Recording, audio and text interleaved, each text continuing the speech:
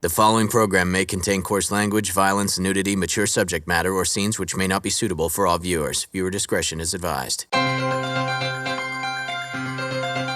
This is the X-Zone Broadcast Network, broadcasting worldwide on broadcast affiliates and satellite program providers, including CNN Broadcast Network, Sirius Satellite Network, Star Media, Good News Radio Network, Angel Broadcast Network, Wiki Broadcast Network, and WPBN TV.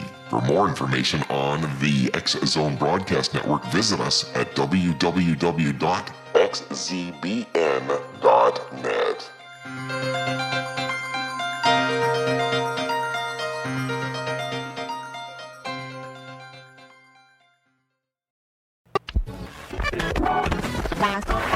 All Hit Radio.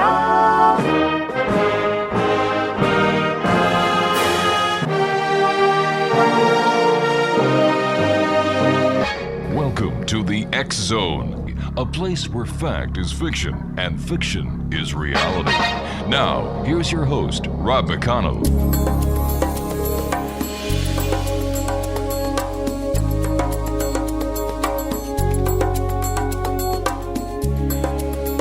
Welcome back to the X-Zone, everyone. My name is Rob McConnell. We're coming to you from our broadcast center in Hamilton, Ontario, Canada. Worldwide toll-free, 800-610-7035.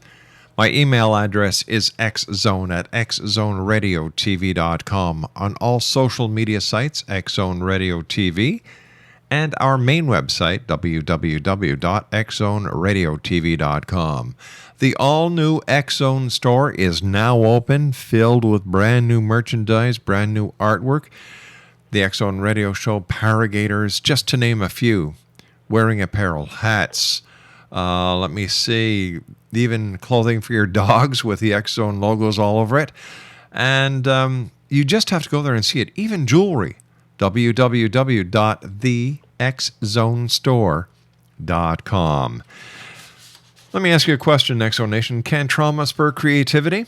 Well, can an emotional trauma flip a switch in the creative brain? Does profound loss offer a new perspective form which to peer into one's soul? My guest this hour is LEROY Fleming, author of Enlightenment. It's a series in Volume 1 of Soul Splitting. The answer is resounding yes, and there's psychological research supporting this very idea. Now, LEROY Fleming is a graduate of Alabama State University, a historically black college and university in Montgomery. He always wanted to show people that with spiritual guidance, you can make things happen. Through his determination and inspiration from his creator, he completed his 5-part series of novels, Enlightenment, in hopes of demonstrating to the children of the world that they can dream big, and I love that, and accomplish those dreams. Though inspired by many people, his biggest influence comes from his mother, who he said shortly before she passed away, "Son, I may give out, but I never give up."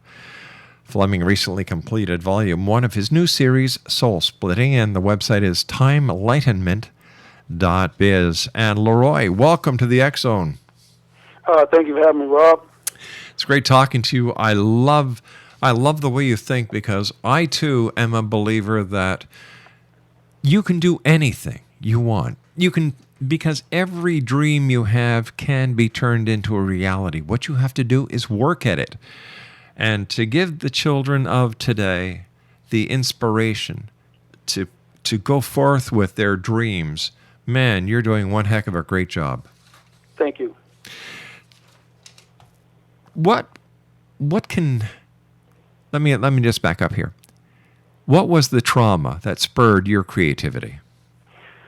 Okay, well, December the 25th, 1999, was the last day that I saw my mother alive. On my departure from Phoenix City, Alabama, back to Orlando, Florida, I told her, I said, "Mom, I'm almost where I need to be. I just need you to hold on just a little bit longer, because I think I'm almost about to accomplish my dream." Mm-hmm. And that's when she said to me, "Son, I may give out, but I never give up." And I didn't know that those would be the last inspirational words. So on January the 1st, 2000, my mom, I got a call from my sister that told me that my mother had passed away. And from that moment forward, my whole life was completely out of sync, and I was out of balance. And I couldn't quite figure out how I could get my balance back. So one day I just sat down and I just began to compose these particular writings that I have that has have me on your show today. So you got, was this the inspiration, your mother's last words? Yes. The thing that was very important to me was doing something for her, because she has been taking care of her kids like all of her life pretty much. And I just took it upon myself to want to do something well for her. So when I left and she said that to me, as I'm trying to deal with the world on a day-to-day basis after her passing, I just couldn't figure out how to get my balance back. Well, you know, so many times people struggle with trying to find themselves. And I thought that I was doing it just like any of your listeners would think. We would always think that we have a clear path to success or accomplishing our dream. But when I lost her, everything got cloudy. Everything had self-doubt. Everything had a little bit of fear. So I didn't necessarily know what to do. But once I sat down and by inspiration I started writing, everything became a blur at that point. I was writing about everything that my heart and my mind could deal with to try to recover from the loss of my mom. You and I have to take a 2-minute commercial break. LEROY, please stand by. Exo Nation, LEROY Fleming is my very special guest this hour, and we're asking the question, can trauma spur creativity? His website is www.timeenlightenment.biz. That's www.timeenlightenment.biz. And LEROY and I will be back on the other side of this 2-minute commercial break as we continue here in the X Zone from our broadcast center in Hamilton, Ontario, Canada. My name is Rob McConnell. Don't go away.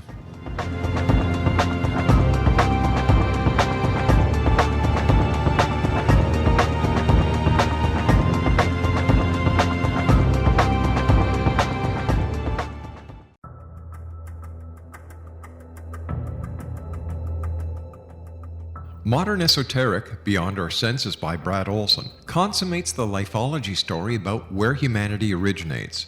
It is the lost continents, the primitive wisdom, the mythos of creation, and the rethinking of ancient history as we are taught in academia. There is much more to the story than what we have been told. As this is the first book in the Esoteric series, Modern Esoteric starts at the beginning of time and accelerates up to this modern age. Future Esoteric is book 2 in the series and takes a forward-looking position ahead of today with an open and honest examination of the ET issue and various unexplained phenomena. To discover the writings of author Brad Olson, visit www.bradolson.com. That's www.bradolson.com.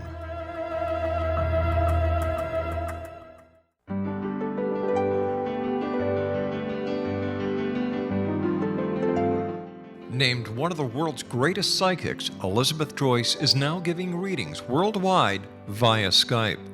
Elizabeth Joyce is recognized for her clairvoyant ability to help find missing persons, her analysis of dreams, past life regression work, mediumship, and her accurate predictions. Elizabeth has been a frequent guest on the X Zone radio show with yours truly, Rob McConnell, now for several years. For an appointment with Elizabeth Joyce, call 201-934-8986 or Skype at elizabeth.joyce. And for more information, you can always visit Elizabeth Joyce online at www.new-visions.com.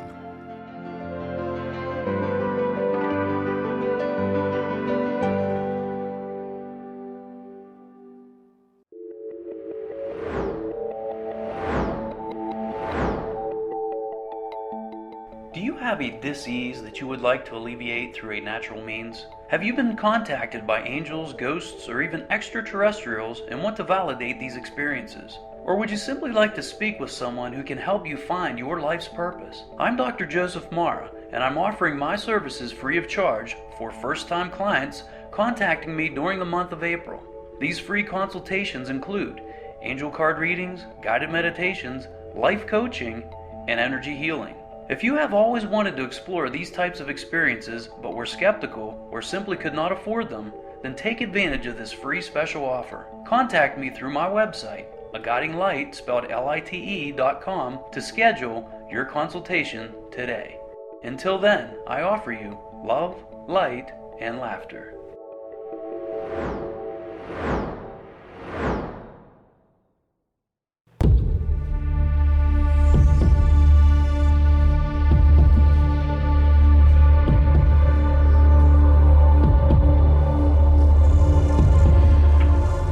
Exonation Leroy Fleming is our special guest of this hour. www.timelightenment.biz. That's timelightenment.biz.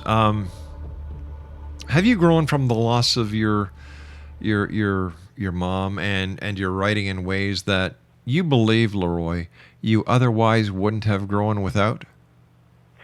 Well, if I could just take you back to just the day that my mom passed away. Please do. I thought, Rob, that in the beginning, when I had set such high expectations for myself, I not only set those goals and dreams and aspirations for myself, my mother's life was intertwined with mine because she was the one to kind of rear me and to tell me, son, go after your dreams, just stay focused and concentrate. So every time I would hear her voice, I would always be reminded that she's still there with me physically, so there's more room for me to push on. There's more things for me to accomplish.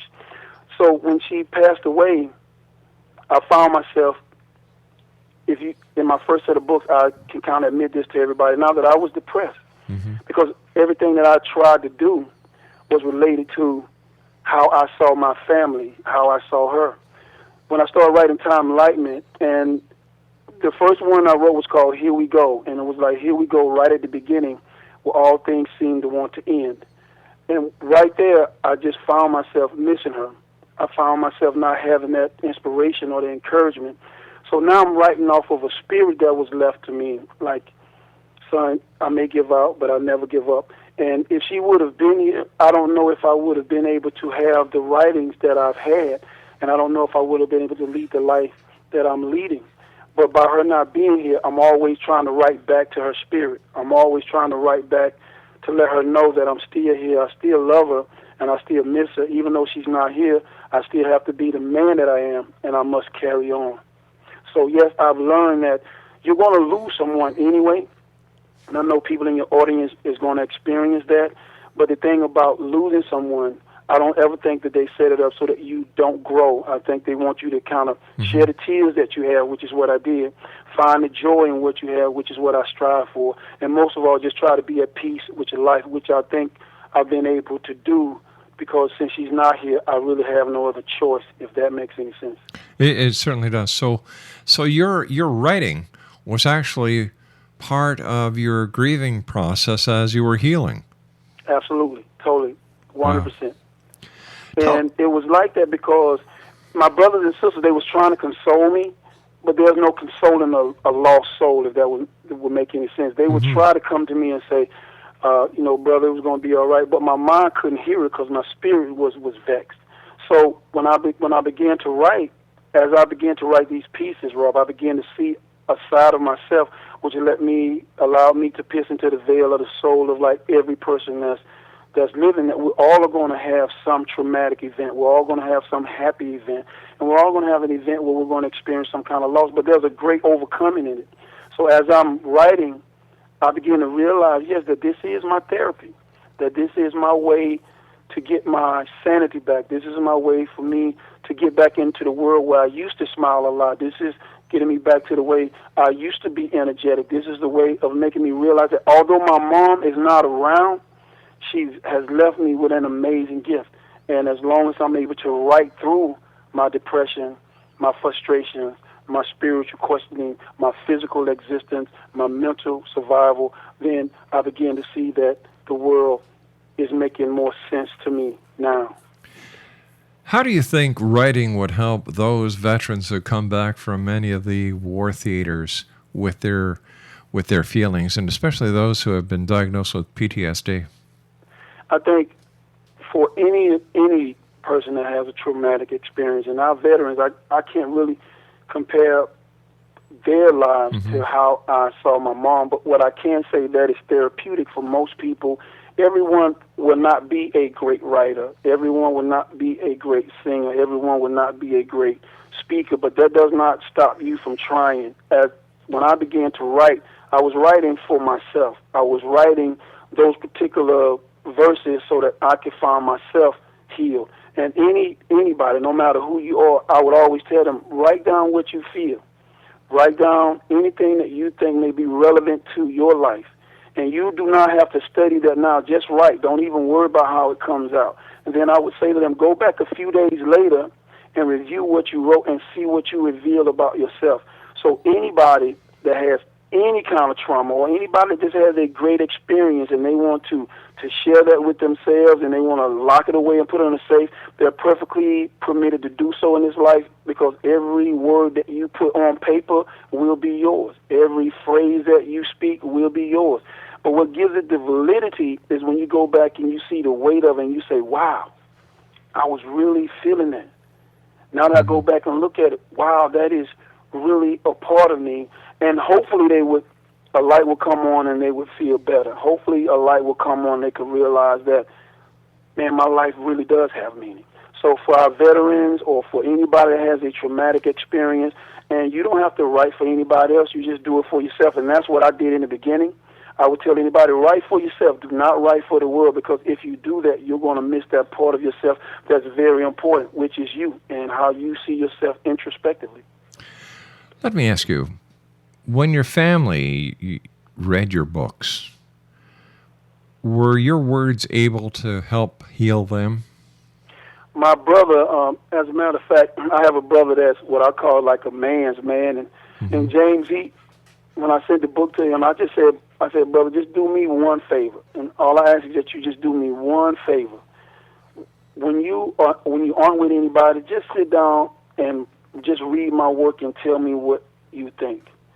And when I sent him the first book, he called me back. He said, brother, I don't know where you got this from, but everything that you write about, I feel. And that meant a lot to me, coming from your family members. Yeah, sometimes your family members can be like, man, you so far out there in outer space, I don't even know how you could come back. But they knew that I was traumatized because I was real close to my mom, even though I was far away.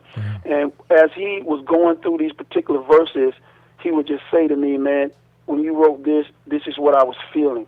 This is how she was, and this is what we're doing. And I see myself in that. So when he was validating what I was writing, it gave me more encouragement to kind of make sure that I can share with the world, because my brother is a very quiet guy, but when he feels something, he's more able to come out and express that. So as he was revealing this to me, I'm like, okay, I may have something. And then my sister would say the same thing, and then my other brother, and then my other sister. So as they're feeding me proper information, whether they agree with everything or not, but when they was feeding that back to me, it was giving me the confidence to say, well, maybe I can share these experiences, because if they're feeling it, then I know that other people would do so as well. So they were a big encouragement in terms of me sharing with the world what I had written. How about people who aren't part of your family unit, who have read your book? What kind of feedback are you getting back? The feedback that I'm getting now, in particular with soul splitting now, because everybody's finding out about time enlightenment now, because I just decided to kind of make it a big issue. So when I passed out a couple of the writings of soul splitting, those people that were supporting me, they come back and say the same thing, because what I did in all of my books, I always got what people are saying and what people are thinking. These are just people that randomly picked up my work, and they would come back and just say to me, wow, this really inspired my daughter, or wow, I began to see that what you're saying is really true, or I can kind of feel that. And sometimes they would say, well, I can't understand everything, and I say it's not meant to be that way. But what you do feel, they did share that with me, and that encouraged me to go ahead and publish Soul Splitting Volume 2, because they're feeling the same way my brother felt. And Connie is the one young lady that she lost her daughter. And I asked her, I said, well, could you please be kind enough to make a contribution to this body of work, so when the world reads about me, they can also read about your daughter? And she was the same way. She hesitated a little bit, but after reading my work, she began to say to me, Leroy, now I can really see what that cloud is like. I can really enjoy the sound of the bird. I can enjoy my heartbeat. I can just enjoy the days that I have. And that's really what you want at the end of the day, right? You want a person to wake up every morning, particularly your audience, to say, my life means something this day. It may not be perfect, but it means something, and I got to carry on with that. When you go out and you meet people on the, when you do your book signings and when you do the other publicity work that authors do, you must hear some very heart-touching stories about other people's losses and how they have found the strength to continue. Yes, and people sometimes would say, after reading my books, they would say, I already know that death is a given. I already know that you're going to struggle. That's a given. But reading your books really brought clarity to where I am in terms of trying to understand what my life means. And when you write to the world, you write so that the world would understand, what does your life mean? There's a lot of encouraging information out there. There's a lot of motivational things in life coaches, but I wanted my work to reflect, if you sat in a chair and you saw your life, what does it mean? It doesn't matter what I say. It's what it means. And when Connie lost her daughter, we sat down and we would talk for hours about that. And I asked her, I said, well, would you write something for me so that I could put it in the work? And in the beginning, it was really, really hard for her. And she began to share this with the world and the story that she has. And I didn't know that. She caught me totally by surprise. I didn't know that her daughter and her, they would sit down and read my work. And when she did that, that revealed to me, like, wow, that my work was good enough to share with her daughter, which at the time was 14, 15, 16, somewhere in there. And I said, wow, she thought enough to share my work with her daughter. And then she came and said, Leroy, but it's good. I wouldn't tell you this if it wasn't true. Your work is really good. It inspired her. It inspired me. And it will inspire a lot of people. And when you write something like Soul Splitting, that's what you're saying. My mind and my body and my spirit was like totally torn apart. In Time Enlightenment, I wrote the fact that I was depressed, angry, frustrated with God, frustrated with the world, at a loss of dreams. And you get to see all that. You get to feel the process in which I chronicle all the way up to Soul Splitting. Leroy, stand by, my friend. Exonation, Leroy is my special guest, Leroy Fleming. www.timeenlightenment.biz. That's www.timeenlightenment.biz. And Leroy and I will be back on the other side of this commercial break with the news as we continue here in the X Zone from our broadcast center in Hamilton, Ontario, Canada. Don't forget, Exonation, the new REL-MAR multimedia app is now available at Google Play, Amazon.com, and the Apple Store. I'm Rob McConnell. This is the X Zone. We'll be back after the news. Don't go away.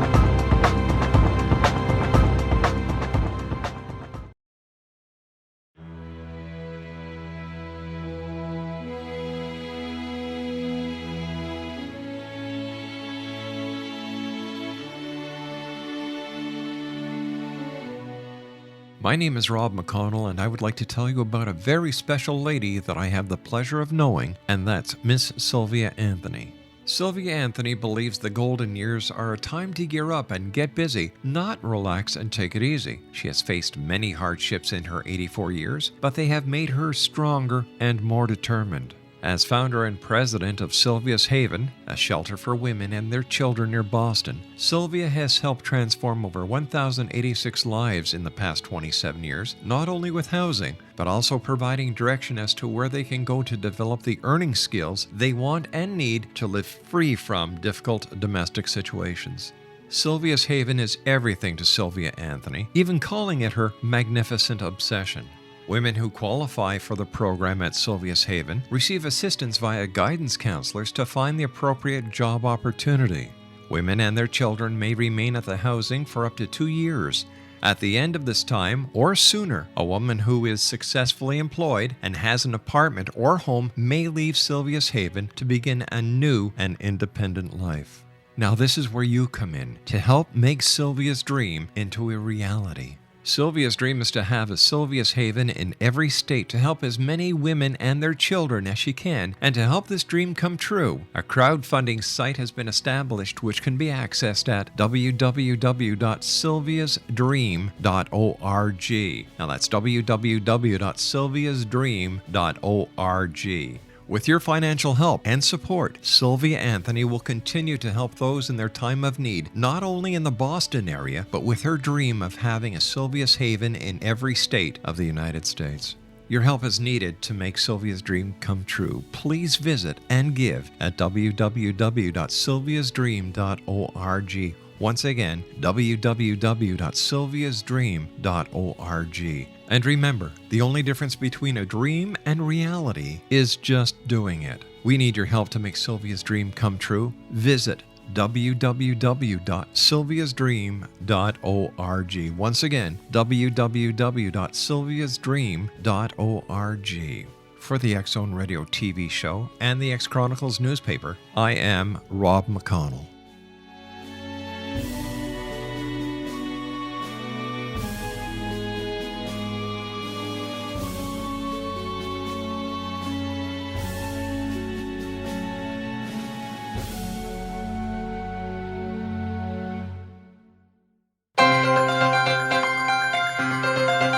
This is the X Zone Broadcast Network, broadcasting worldwide on broadcast affiliates and satellite program providers, including CNN Broadcast Network, Sirius Satellite Network, Star Media, Good News Radio Network, Angel Broadcast Network, Wiki Broadcast Network, and WPBN TV. For more information on the X Zone Broadcast Network, visit us at www.xzbn.net.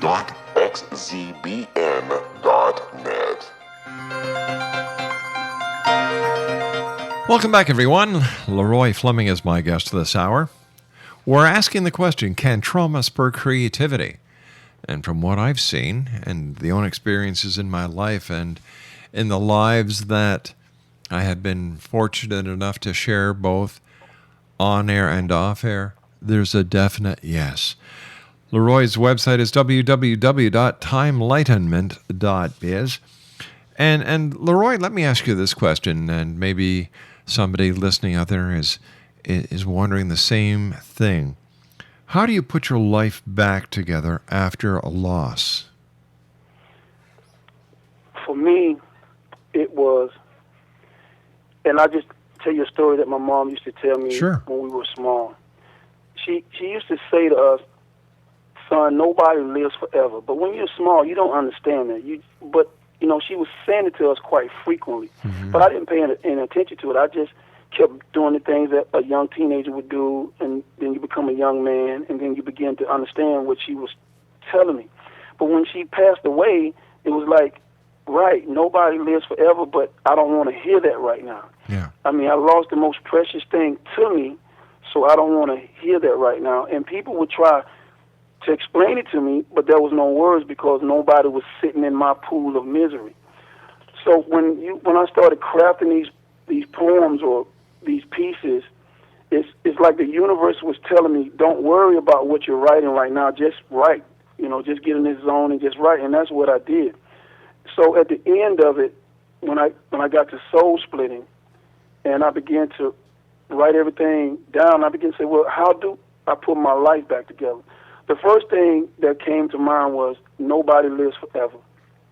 The second thing was that you have this wonderful opportunity when you wake up in the morning to do the best you can with your life. It's not meaning that you're going to lift up the Empire State Mm-hmm. Building, or you're going to solve the AIDS crisis, or you're going to craft the perfect poem and everybody remember you forever. It's about when you wake up that day, what do you plan to do that day to have a fulfilled day, which leads to a fulfilled life? And you have to put it together one step at a time, and you have to figure out for yourself, like your audience will, you have to find out, what is my first step to putting my life back together? I didn't know that my first step, Rob, was actually literally starting to write what I was feeling. And prior to this, I had no history of writing. I know Oprah would always say, go back and look at your history, and I tried to do that, but there was nothing in my life that I can say to you honestly that would tell you that I would have written 5, 6, 7, 8, 9, 10 poetry books. There's just no way I could do that. But in the work, though, I began to find out that my life is gradually being put back together. That now I can smile because writing was my first step. The second thing was, am I able to talk about this? Because in the Enlightenment series, I wasn't able to talk to anybody without crying, without feeling that pain of she's not there. But as I began to build this spiritual self-confidence back, or I began to see the world differently, when I walk out of my door now, I begin to realize I'm not where I need to be, clearly. But my writings has given me that first step, which is to realize that I am now the controller of my fate. Like, my mom is not here. I do miss her, but I know she will want me to carry this mantle for her and not to give up on my own life when I thought that it was, like, not even possible to accomplish a dream. But that first step is writing for me. It may be something different for your audience, but it has to be a first step. Every morning that you get up, there has to be a first step. What do you plan to do this day to make your life whole? How did your faith help you in your time of loss, and how has your faith helped you become the poet you are? Well, in the beginning, my mom used to, like, tell us all to go to church, and I would do that. And she would always, like, give me verses from the Bible, and I would listen to that. But I loved her so much, though. I mean, I can't explain to you how much I loved her, so I was willing to listen to anything. But when you're young, you still got to do what young people do, and I'm not trying to excuse anything, but when she would say that to me, I'd be like, yes, Mom, but I need to go hang out with my friends. Yes, Mom, but I need to try to go after my dream. But she would say, always keep God on your mind. And when you're a teenager, you're like, okay, I understand. And a lot of my writings kind of showed it in time like me, and even now I understand. So when I got older and I got to college, she would still say, keep God on your mind. And I would go to church then, but my faith wasn't quite instilled into me in terms of this is where I need to be. But I knew she gave me something to hold on to. So when she passed away, those verses that she gave me, that thing about keeping God forever on your mind so that even when things are stressful, that you can make it through the tough times. So when she passed away, if I can say to you about stress, in my physical world and my mental world, there was a lot of stress. But I think that the spiritual side of me, I think that the God side that exists in all of us was telling me, well, you know that death is permanent. You understand that, but you can't mentally grasp that. So start writing. And when I started writing, I began to see, I thought God wasn't on my side. I thought that God had abandoned me. I thought that God just had left me out there to cause me more pain. But what I realized is that as I was writing, that God was always by my side. I just couldn't see it at the time. But now I see it clearly like a sunset. I see it clearly like the water that falls from clouds. I can feel it when the rain hit my face. In the beginning, I couldn't do that because I was just too mad at God and everything else. But now I understand that not only am I going to lose someone, but someone in your audience is going to lose someone. Yep. Someone in the world right now may be losing someone. And I always think that the spiritual world is saying, this is going to happen, but what do you do to make your life make sense? Can you read some of your poems for us? Rob, let me see, can I give you one that, I would try to give you the one that I think that started it all, if that makes any sense. Sure. And the very first one that I wrote was called, it's titled, Here We Go. And it was written on June the 21st, 2000. And that was like, 6 months after my mom passed. And it starts off, it says, here we go, right at the beginning, where all things seem to want to end. Here we go, never looking at the universe. Here we go, never looking or listening to the sun, the rain, the clouds, and all things natural. Here we go, never questioning the things within, where all confusion starts and where things never end. Here we start rising, here we start trying to rise above a cloud when we are not wise.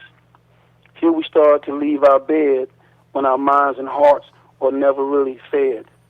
Through confusion, we move because we think that we have a groove, never knowing we are playing a game where most of us lose. Here we start to question from our bed. Here we start with an answer in our head. We are questioning now, and we begin to see that we can remove the clouds and really begin to understand me. We have found a simple key to life, love, and the end of misery. For if you can question your inner soul, there will be a key for your simple soul to behold. Life made easy, can't you see? Once you begin to question, then you begin to see that life, love, and misery all begins with me. Wow. That's the very first one that, if I could say to you, Rob, that spiritually started my journey. And that's the one I think my mom was just telling me, son, I think you're going to be okay. And from there, it was just a blur. I've been writing ever since for 14 years now. How many books all told have you written? 10 books? Yeah, I think right now I'm publishing number 7, which is Soul Split in Volume 2. But I've written all 10 of them. They've already been written. The next 5 they're already been written, and Ex Libris is publishing those 5 for me. But I'm now into book 11 or 12. I haven't counted, maybe 13, because I write so much. And the funny thing, though, Rob, is like in the beginning, when I started writing, everything was a blur. I was writing at all time of the day and night, no matter what the situation may be. Sometimes I would wake up and have to compose a piece and lay back down and go to sleep. Sometimes I'll be driving to work and a piece will stay with me forever. But when have you ever had that point where you get to a realization and things slow down? Yeah. That's what happened. I think what initially God was like saying to me, okay, I just need you to write. Don't even worry about it. But when I begin to get clarity, like when I get to soul splitting, it began to slow down a little bit, because I think that I began to realize that not only was God on my side, if that makes any sense, that my mother somewhere in the spiritual world was trying to tell me that, yo, it's okay, son, just continue to do what you do. Your pain is not as great anymore. And it's not as great now with me talking to you. I don't have those tears that will be readily to pour out of me. I don't have that sadness that would make me feel like I need to be depressed. I'm in that place where I understand what my life means, and I understand what she meant to me. How do you demonstrate to children that they can dream big? It's hard being a kid these days. Yeah, it is.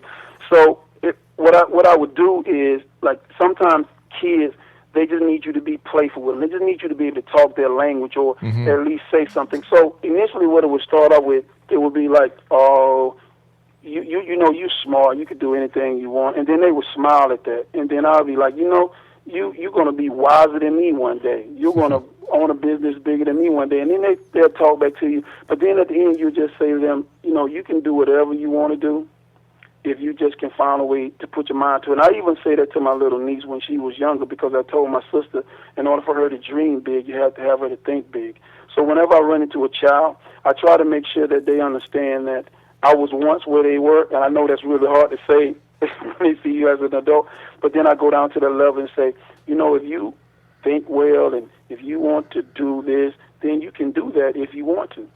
And sometimes, some reason they get it, like when they come back and see me again, they kind of remember who you are because you said that. And then I just had some young men I spoke to, I think when they was like in the 5th grade, and they saw me again when they were in the 10th grade and the 8th grade. They remember who I was, and I was just surprised because when they ran up on me, I didn't know who they were. I was just trying to place. I was just trying to place who they were, and then they began to tell me who they were. And I'm like, oh, okay, now I remember. You were the group that I had spoken to. Then they clearly remembered that, and what I did, I always gave them encouraging words. I never really talked down to them. I really tried to talk on their level, but at the same time, try to get them to understand you can do what anybody else do if you put your mind to it. And just like you said in the beginning, it's going to take hard work, though. Yeah. It's not going to be easy. Like, even when I was writing, Rob, I knew that my soul was, like, vexed, but I knew it was hard work, but I had to get it out. Like, sometime I would write and I would cry, and I didn't understand why I was crying, but then I wrote one called Crying, because crying is the only way that you can heal. And I would tell a kid, it's okay to cry. You know, you'll stop crying, and when you stop crying, you just get out and do big things. Yeah.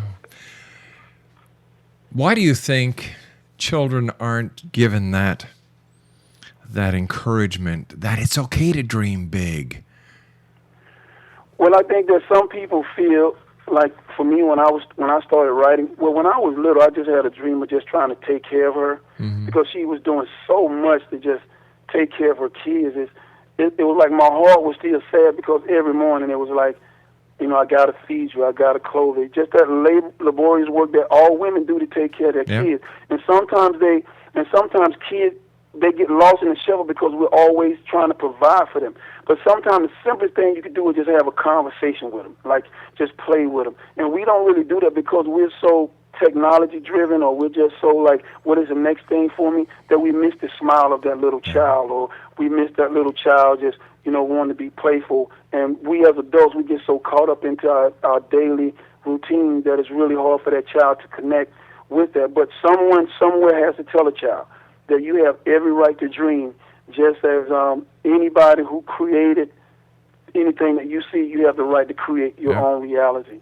You see, I've always believed, LEROY, that the only difference between a dream and reality is just doing it. The dream is the idea.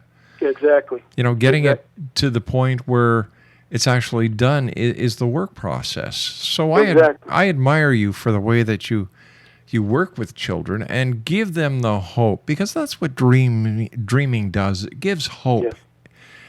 And Lord knows the kids have it really hard these days. They deserve they're not kids as long as you and I used to be. No, yeah.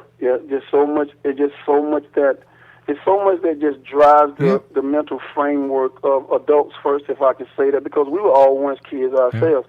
The framework that drives us as older adults today is like, I think it's time 25 now. So, but you got to take a little kid, and they don't have that so-called innocent where you learn, where we got so much technology in front of them that, to me, I'm glad to see it, because it shows you how smart they is. Like my little nephew, I used to try to play them with that Madden football game. I'm still learning how to use all the buttons, but he's already mastered it, so he'll beat me 105-7. But I don't understand how. But his mind had adapted so quick. But then when you just sit down and say, tell me a story. Yeah. Well, the creative juice is not there because they spend so much time doing it, and there's nothing wrong with that. But every now and then, a child needs to be taken for a walk somewhere and just say to me, well, just tell me a story. Yeah.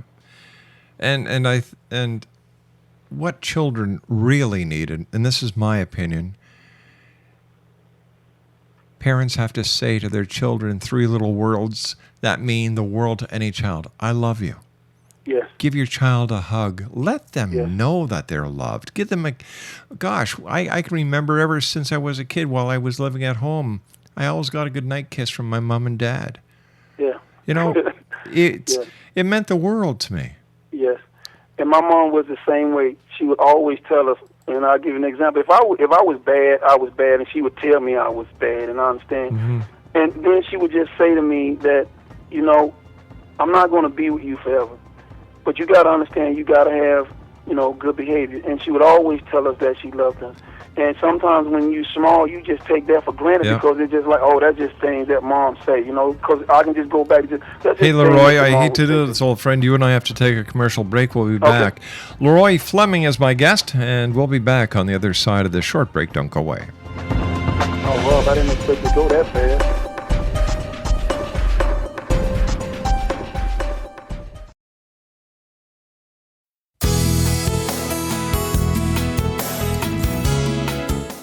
With each new extreme weather event or terrorist act, it becomes increasingly obvious that we live in uncertain and challenging times. We all buy car insurance. Why not collapse and catastrophe insurance? Matthew Stein, an MIT-trained engineer and green builder, has written 2 outstanding books to help people prepare, plan for, and deal with everything from minor situations lasting a few days to full-on collapse. Matt's first book, When Technology Fails, is a manual for self-reliance, sustainable living, and surviving the long emergency. This massive book covers the gamut from first aid and emergency preparedness to alternative healing, renewable energy, primitive living skills, and 18th century technologies that could be critical to your comfort and survival in a long-lasting crisis. Matt's second book, When Disaster Strikes, is a comprehensive emergency preparedness handbook and survival guide. When Disaster Strikes is an essential item for every family's go bag. Both books are available at all usual sources. There's a wealth of totally free information posted at whentechfails.com, and author-signed copies may be purchased at mattstein.com. That's www.whentechfails.com and www.mattstein.com. authoritarian.com.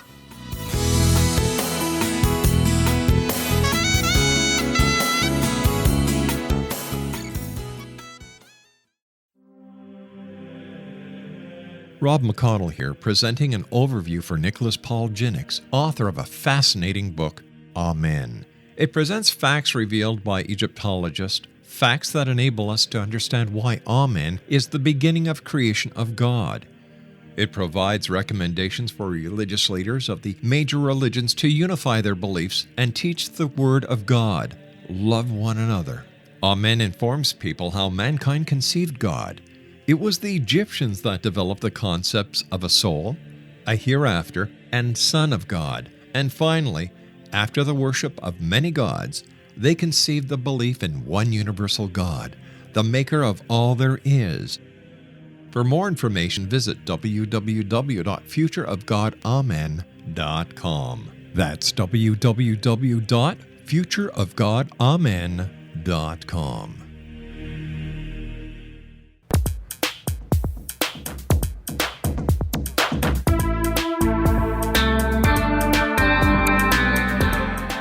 Exonation, my guest this hour, LEROY Fleming, is an author.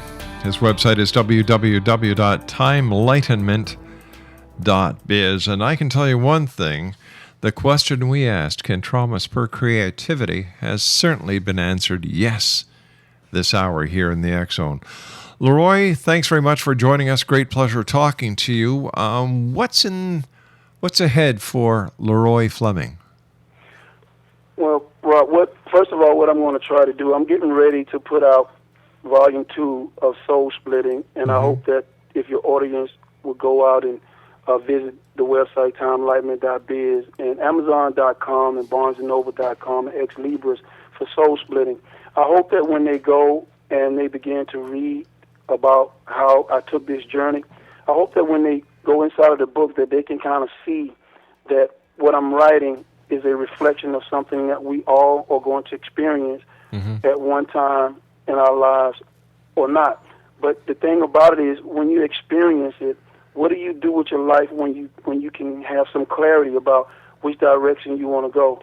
So my future goal is to one day, and it's going to sound really crazy, I just hope that one day my mom understand how much I loved her, how much I still love her, how much I care, and I'm not going to give up until God takes this pen out of my hand, as long as I am inspired to just write, because of she's saying to me, I may give up, I'll never give up, that I can keep pouring spiritual messages about love for family, friends, and people that you may not even meet, that when they pick up my books, that's what they find. And if they can find that, even if it's just one poem that just they may be able to identify, then as a writer, I've done my job. If they can find a whole book that they love, then as a writer, I've definitely done my job. But if they can find peace, meditation, and calmness in it, then I know that my job is done. Because at the end of the day, when you have all the excitement that you have, every human being has to go to sleep to regenerate so they can wake up the next day and start this journey all over again for another 24 hours. So if they're finding that now, whether they read my books or not, I just hope that they are taking advantage of their life. Because once those heartbeat expires, then you can't say, I wish I could have done this. Now that my mom is gone, if I really knew, Rob, if someone would have given me a crystal ball and I could actually see that happening, then I probably would have rushed a little bit harder. But life don't, and life doesn't work that way. You just have to wake up every day knowing that if I say that I'm going to go to the movies today, then I'm going to go to the movies today. If I say I'm going to make that call to my mother or my brother or my sister or my friend today, I'm going to do it today, because tomorrow may never come. Reminds and me that's of the what old I learned losing my mom, that tomorrow never comes. And I only had this moment in my writings kind of revealed that, and I'm hoping that people would do that once they read the material. You know, I have no doubt in my heart of hearts that your mom, wherever she may be in this great world of ours or the great world beyond, knows how much you love her, and Thanks, man. and that your poetry is a testament to her motherhood to you. Yes, I agree. LEROY, I want to thank you so much for joining us, my friend. Continued success. And I am sure that you've helped a number of people around the world through your books and tonight being my guest on my show. Thank you, LEROY. Yes, sir. And I thank you so very much, man. And it's great talking to you. Because of this work, I met someone in Canada, and I'm so happy about that. Take care of yourself, new friend. We'll speak to you soon. Right. Bye-bye now. All right, sir. Have a great day. There you go, Exo Nation. The only difference between a dream and reality is doing it. And as I said, I have no doubt in my heart of hearts that his mom, who he loved so much and still does love, knows exactly how he feels from wherever she is in the next world or beyond. I'll be back on the other side of this news break. Don't go away.